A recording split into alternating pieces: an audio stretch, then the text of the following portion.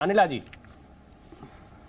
जी, मैंने अभी तौसीफुर रहमान साहब को सुना। ठीक है, तौसीफुर रहमान साहब ने कहा औरत जात के साथ ये सब नहीं होना चाहिए। औरत जात क्या होती है भाई?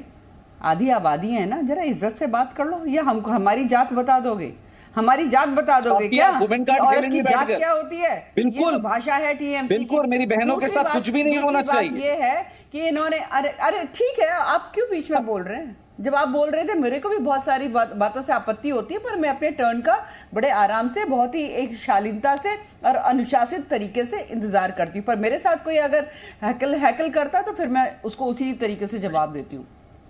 दूसरी बात तो ये है, ठीक है, भारतीय जनता पार्टी के लिए तो कहते हैं कि ना तुम यार हो ना दिलदार हो, दुश्मन हो तुम मेरे, मैं तुम्हारी बात का एतबार क्यों करूं? मत करो भाई साहब, भारतीय जनता पार्टी से तो आपकी जानी दुश्मनी है, तो आप कांग्रेस की जो कांग्रेस पार्टी है उसकी बात का विश्वास करेंगे? हाँ, अधीर रंजन चौधरी ने जो अभी बिल्कुल लेटेस्ट ANI में जो बाइट दी है, सुनिए आपने क्या पानी पी पी के गाली दे रहे हैं आपकी नेता और आपकी पार्टी को कि किस प्रकार से लॉ एंड ऑर्डर बिल्कुल फेल हो चुका है, बिल्कुल फेल हो चुका है पश्चिमी बंगाल में। ये उनके शब्द हैं, ये अनिला सिंह भारतीय जनता पार्टी के शब्द नहीं है।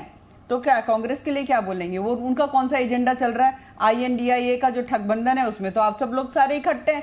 यहां पर आप एक दूसरे को थूकेंगे, गाली देंगे और बेंगलुरु में जाके, पटना में जाके गलबैया करेंगे।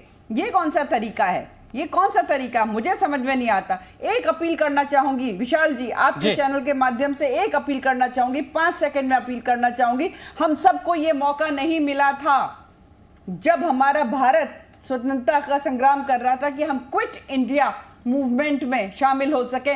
आज वो मौका है कि क्विट INDIA मूवमेंट जो चलेगा उसमें हमारा साथ दीजिए और इनको आउट करिए। ये ठग लोग हैं, ठग बंधन है।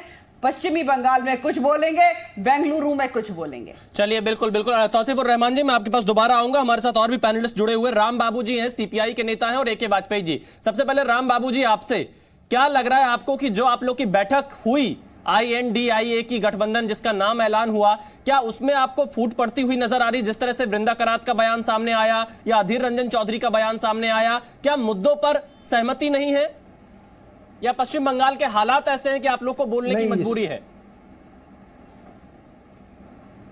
नहीं, मैं इस संबंध में सिर्फ 3 बातें आपको बताना चाहूँगा विशाल जी।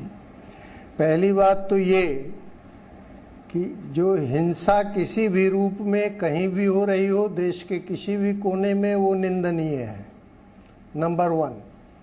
नंबर 2, आपराधिक हिंसा और राजनीतिक हिंसा में फ़र्क करके हमको देखना पड़ेगा।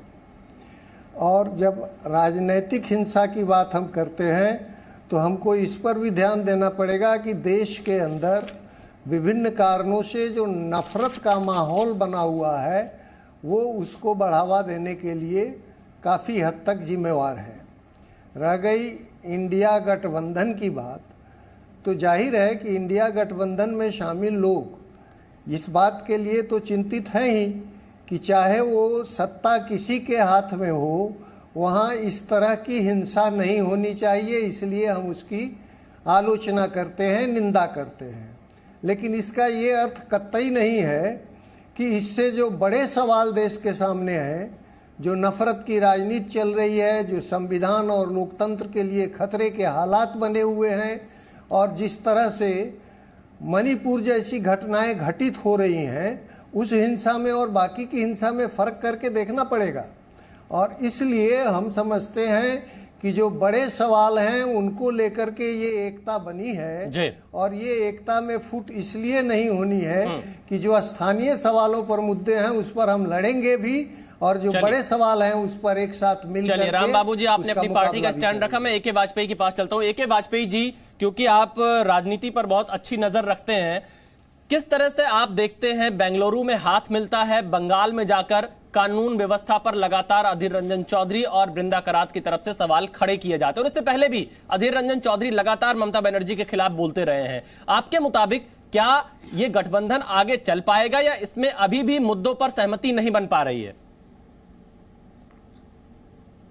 देखिए, हमने तो बड़े गठबंधन देखे हैं, 89 का तब भी देखा था, बाद में भी देखे, उसके बाद भी देखे, इस गठबंधन को भी देखा है।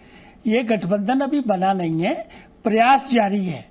और प्रयास में ये हुआ कि पहली मीटिंग इनकी पटना में हुई, तो पटना में वो अरविंद केजरीवाल छोड़ के भाग गए, फिर उनको मनाया गया तो वो आके दोबारा वाली मीटिंग में आ गए बेंगलोर वाली में। बेंगलोर वाली में नीतीश बाबू और लालू प्रसाद छोड़ के भाग गए। देखिए, ये तो विरोधाभास का गठबंधन बनने की कोशिश जारी है और महत्वाकांक्षाओं का क्लैश है। देखिए, हर लीडर जो वहां पे है उसके दिल और दिमाग पे प्रधानमंत्री बनने की ख्वाहिश छिपी हुई है, जबकि ख्वाहिश पूरी नहीं होने वाली है किसी तरीके से। तो गठबंधन में कैसे बनेगा? देखिए, ये मजबूरी का भी है। मजबूरी ये है कि जेल जाने से बचना है। कौन सा लीडर ऐसा है एक आध को छोड़ के जिसके करप्शन का टैग नहीं बंधा हुआ, या जिसके खिलाफ एफआईआर नहीं है, या इन्वेस्टिगेशन ऑन नहीं है, या कन्विक्ट तक हो गए? ऐसा गठबंधन है। तो जनता इस गठबंधन को स्वीकार किसी कीमत पर नहीं करेगी। और कांग्रेस का इतिहास अगर आप उठा के देखो तो कांग्रेस का इतिहास ये है कि अगर उसका प्राइम मिनिस्टर नहीं बनता है तो वो 16 महीने, 12 महीने, 26 महीने में सरकार गिरा देती है। एक तो ये पहलू है। दूसरा पहलू ये है कि कांग्रेस का दूसरी पार्टियों से जो छत्रप है उनसे भयंकर मतभेद है। और मतभेद इस बात का है कि वो कांग्रेस के गर्व से पैदा हुई है वो पार्टियां। जैसे ममता दीदी जो है वो कांग्रेस में ही थी पहले, कांग्रेस छोड़ के भागी और कांग्रेस का वोट खा गए।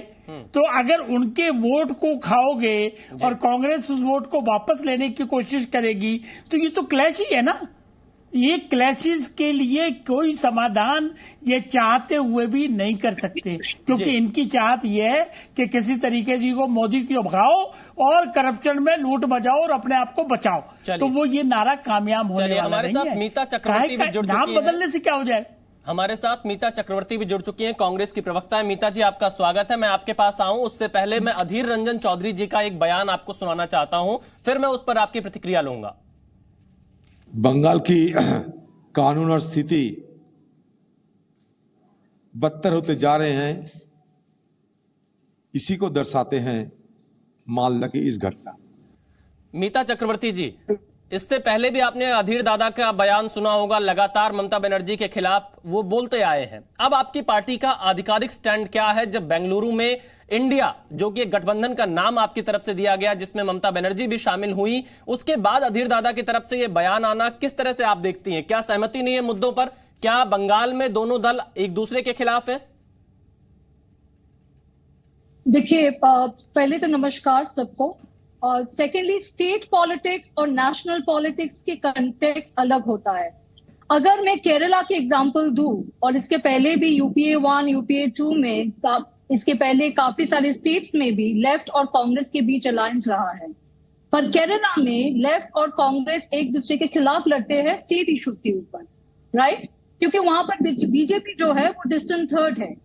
और इस बार भी 2024 में शायद लेफ्ट और कांग्रेस एक दूसरे के खिलाफ ही लड़ेंगे, क्योंकि वहां पर बीजेपी है ही नहीं केरला में।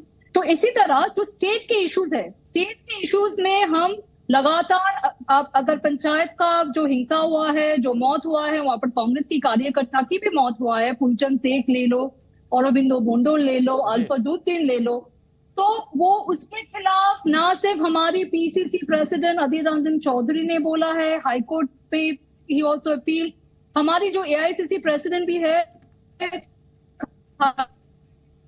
जी, उसने भी कंडेम किया। तो हिंसा के खिलाफ हमने पहले भी आवाज उठाया है, आगे भी। चलिए, कुछ तकनीकी दिक्कत मीता चक्रवर्ती जी के साथ आ रही है, हम दोबारा उनके पास जाएंगे। जी न्यूज़।